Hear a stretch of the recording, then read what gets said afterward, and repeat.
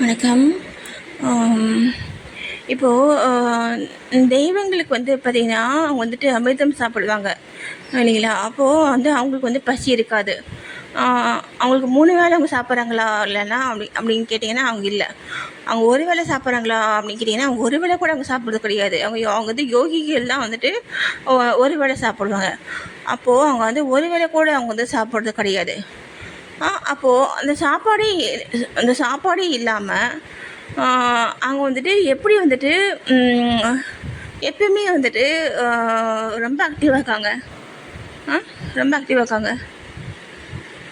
அவங்க வந்துட்டு இந்த அமிர்தம் சாப்பிட்றாங்க. இப்போது அமிர்தம்னா வந்துட்டு அமிர்தம் வந்துட்டு என்ன ஆ அப்படிங்கிறத வந்து நீங்கள் கூகுளில் பார்த்து தெரிஞ்சுக்கோங்க. ஓகேவா? கூகுளில் பார்த்து தெரிஞ்சுக்கோங்க. இப்போது இந்த அமிர்தம் வந்துட்டு நமக்கு இங்கே யாரும் வந்துட்டு கொண்டு வந்து இதை அமிர்தம் இந்தப்பா சாப்பிட சொல்லிட்டு யாரும் வந்து கொடுக்குறது கிடையாது. விற்கிறதும் கிடையாது இல்லையா? அமிர்தத்தை அப்போது நாம் வந்துட்டு எப்படி வந்துட்டு கடவுள் மாதிரி நம்ம வந்துட்டு செயல்பட முடியுமா நம்மளால் அப்படின்னு கேட்டிங்கன்னா, அதுக்கு வந்துட்டு முயற்சி பண்ணலாம். இன்னும் முயற்சி பண்ணலாம், முடியும். ஓகேவா? முடியும். அதுக்கு நம்ம என்ன செய்யணும் அப்படின்னு கேட்டிங்கன்னா, இந்த ஸ்டேபிளான மைண்டு வேணும். ஸ்டேபிளான மன வலிமை வேணும். எந்த எந்த சூழ்நிலையிலையும் யாராலையும் பாதிக்கப்படாத மன வல்லமை வேணும். ஓகேவா? ஏன்னா கடவுள் வந்துட்டு அது மாதிரி தானே இருக்காங்க. கடவுள் வந்துட்டு எந்த நிலையில் அவங்க கடவுளுடைய மனது எந்த நிலையில் இருக்கோ அந்த நிலையில் நம்முடைய மனதை நம்ம வச்சு பழகணும். அது மாதிரி நீங்கள் நினச்சிப்பாங்க கடவுள் வந்துட்டு எந்தெந்த நிலையில் எந்தெந்த நிலையில் எந்தெந்த சூழ்நிலையில் அவங்க எந்தெந்த மாதிரி இருப்பாங்க.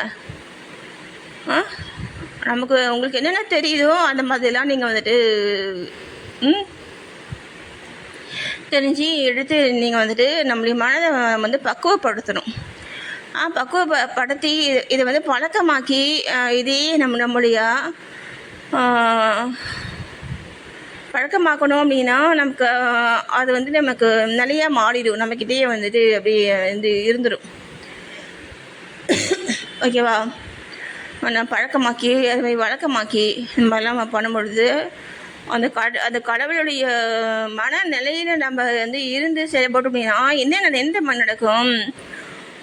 நம்மளை சுற்றி இருக்கக்கூடிய இந்த பிரபஞ்ச ஆற்றலிலிருந்தே நமக்கு அந்த எனர்ஜி வந்து கிடைக்கும்.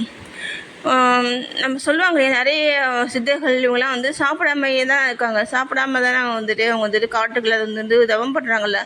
அப்போது அவங்க வந்துட்டு வருஷக்கணக்காக இப்போது திருமூலர்லாம் பார்த்தீங்கன்னா 3000 வருஷம் வந்து அதை வாழ்ந்திருக்காரு. அவர் வந்து நம்ம மாதிரி இந்த அரிசி சாப்பாடு சாப்பிட்டாரா அப்படின்னு கேட்டே இல்லை.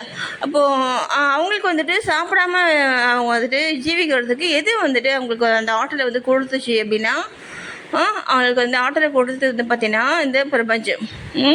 இந்த பிரபஞ்ச சக்தியிலிருந்து தான் அவங்க அந்த ஆற்றலை வந்துட்டு கிரகிச்சு தான் அவங்களுடைய பாடி வந்துட்டு செயல்பட்டுச்சு. ஓகேவா? இப்போ நான் வந்துட்டு இப்போ ரீசெண்டாக வந்து ஒரு 10 டேஸாக நான் வந்துட்டு தியானம் வந்துட்டு நான் வந்து பண்ணுறதில்ல. நான் தியானம் பண்ணேன் அப்படின்னா எனக்கு என்னுடைய ஸ்பீச்சிலிருந்து என்னுடைய செயலிலிருந்து அது வந்து ரொம்ப ரொம்ப ரொம்ப ரொம்ப பிரில்லியண்ட்டாக இருக்கும். இப்போது இந்த இடைப்பட்ட காலங்களில் நான் வந்துட்டு தியானம் பண்ணுறதில்ல. ஏன்னா எல்லாரோடையும் வந்துட்டு தியானம் வந்து பண்ண முடியாது இல்லையா? எத்தனை பேருக்கு வந்துட்டு அந்த ஒரு மன பலம் வந்துட்டு அந்த ஒரு கடவுளை கிருபை வந்து கிடைச்சிருக்கு இல்லையா? அப்போது நம்ம சாதாரண அந்த மக்கள் வந்துட்டு எந்த மாதிரி இருந்து செயல்படுறாங்களோ அந்த நிலையில நம்ம இருந்து செயல்பட்டால் மட்டும்தான் நம்ம அப்போது அந்த மனிதர்களுக்கு உண்டான கஷ்டங்களை நம்ம வந்து ஃபீல் பண்ணால் மட்டும்தான் அதுக்கான தீர்வு வந்துட்டு நம்ம வந்து சொல்ல முடியும் இல்லையா? என்ன எனக்கு அந்த தியானம் பண்ண எனக்கு தோணவும் தோணாது. நான் இப்போ ரீசெண்டாக நான் வந்து தியானம் நான் பண்ணுறதும் கிடையாது. ஓகேவா? எனக்கு தோன்றதெல்லாம் செய்ய முடியும்.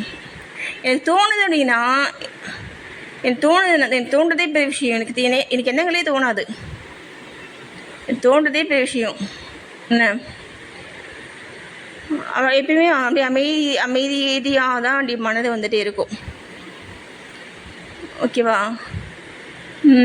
இப்போது அந்த அந்த மாதிரியான சூழ்நிலையில் நம்ம வந்துட்டு கடவுளுடைய நிலையும் வந்துட்டு அதுதான், அமைதியான தெளிந்த மனம். அமைதியான தெளிந்த மனம், அங்கே தான் வந்து கடவுள் இருப்பார். அப்போ அந்த கடவுள் கூட கடவுள் இருக்கிற இடமா நம்முடைய மனதை நம்ம வந்து மாற்றி செயல்பட்டோம் அப்படின்னா நமக்கு பசி வந்து இருக்காது. நான் சொன்ன மாதிரி இந்த நம்ம சுற்றி இருக்கக்கூடிய இந்த பிரபஞ்ச ஆற்றல் மூலமாகவே நமக்கு எல்லாமே இருக்குது. இந்த பிரபஞ்ச சக்தியில், இந்த பிரபஞ்ச வெட்ட வழியில் எல்லாமே இருக்குது. நம்ம கண்ணால் வந்து பார்க்க முடியாத அப்படியே வந்துட்டு பரமணுக்கள் வந்துட்டு இருக்குது. மாதிரி அந்த ரவுண்டாக தெரியும், நம்ம கண்ணுக்கு தெரியும். சரி, அது நமக்கு வந்துட்டு அந்த ஆற்றலை வந்து கொடுக்கும். அந்த ஆற்றல் மூலமாக நம்ம வந்து நம்ம வந்து நம்மளை வந்து பழக்கிறோம் அப்படின்னா நமக்கு சாப்பாடே தேவைப்படாது. ஓகேவா? நம்ம எல்லாம் வந்து அந்த மாதிரி செயல்பட நம்ம வந்து பழக்கி அதெல்லாம் வந்து ஒரு வழக்கமாக மாற்றி நம்ம வந்துட்டு இது இருக்கணும். இருந்தால் மட்டும்தான் நம்மளும் வந்து கடவுள் நான் ஏன் சொல்கிறேன், நம்ம கடவுள் தான். அந்த கடவுள் நிலைக்கு நம்மளை வந்துட்டு உயர்த்தக்கூடிய படிநிலைகள் தான் அப்போ நான் வந்து சொல்கிறது இதெல்லாம். சாப்பாடு இல்லாமல் நம்மளால் வாழ முடியுமா கேட்டிங்கன்னா நம்மளால் வாழ முடியும். எத்தனை நாள் வாழ முடியும்னு கேட்டிங்கன்னா, ஒருத்தர் வந்து 3 நாள் வந்து சாப்பாடு இல்லாமல் வந்து வாழ்ந்துருக்கார். என்ன 3 நாள் மட்டும் கிடையாது, மாதக்கணக்காகவும் வருஷக்கணக்காகவும் சாப்பாடே இல்லாமல் நம்மளால் வந்து வாழ முடியும். ஓகேவா? என்ன அதுக்கு நம்ம வந்துட்டு என்ன வேணும்னா, எதையுமே நம்ம வந்து கடவுள் எந்த நிலையில் இருப்பாரோ அந்த நிலையிலே நம்ம மனதை வைக்கணும், அவ்வளோதான். ஓகேவா? நன்றி.